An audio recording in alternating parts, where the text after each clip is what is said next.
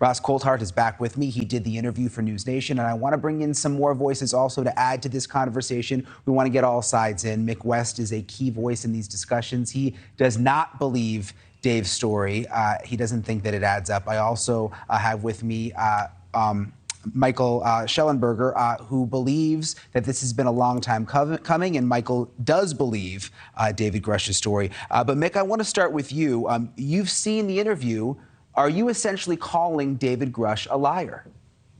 No, I think he seems to actually believe what he's saying. But the clip you just played there, the complaint and the IG adding credibility to his story, isn't actually true. His lawyer, who just basically parted ways with him a couple of days ago, issued a statement, which is quite unusual, saying that they had been misrepresented and that the whistleblower complaint was actually very narrowly scoped and did not speak to the specifics of the alleged classified information that Mr. Grusch is now publicly characterizing. So the idea that it adds credibility to the actual claims he is making isn't true. It's simply credible that he's making some allegation that there was something that was covered up, not what that thing actually was.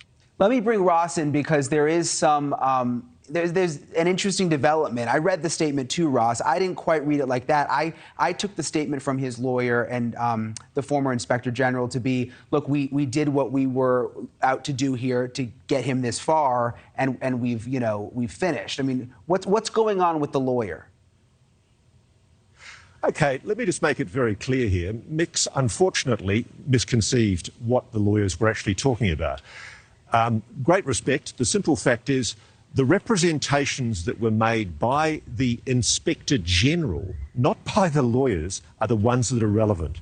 And the Inspector General of Intelligence Security, and I've confirmed this with Mr. Grusch, the Inspector General of Intelligence and Security took evidence under oath not only from Mr. Grusch, but also from people inside the legacy UAP program.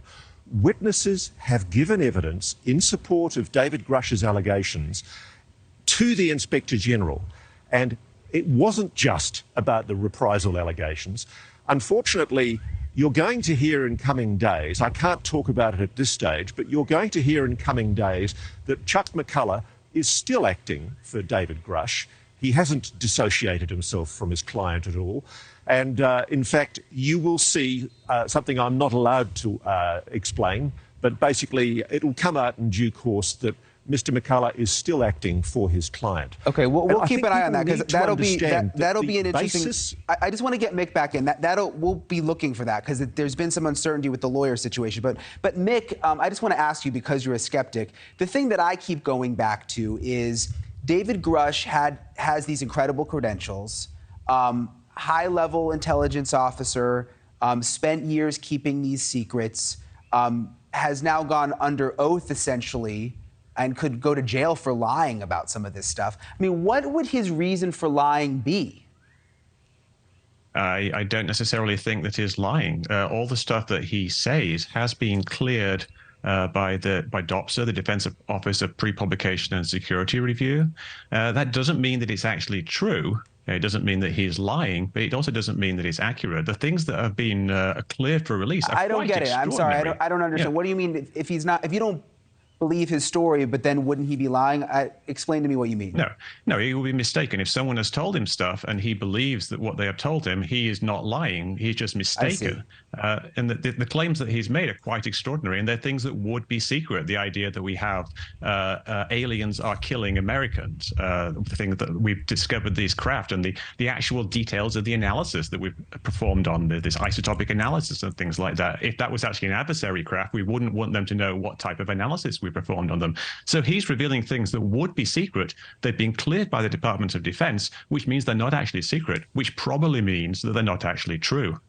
Interesting. Okay, I follow what you're saying now. Michael, I want to bring you in. You've said publicly just this week that you have heard from sources who also back up what Grusch has said. Can you elaborate on that? Yeah, that's right. And I just want to clarify that I have not said that I believe David Grusch. What I've said is that I've spoken to multiple other people with high levels of security clearance who confirm the basic claim that Grusch is making, which is that the U.S. government is in possession of over 12 non-human craft. I'm actually not making statements about my own beliefs. I'm reporting what I was told by people with a lot of credibility that are in a position to know and that are very sane and so respected that they have achieved high levels of security clearance. Thank you for watching. Go to newsnationnow.com to find NewsNation on your television provider. And don't forget to click the red subscribe button below to get more of NewsNation's fact-driven, unbiased coverage.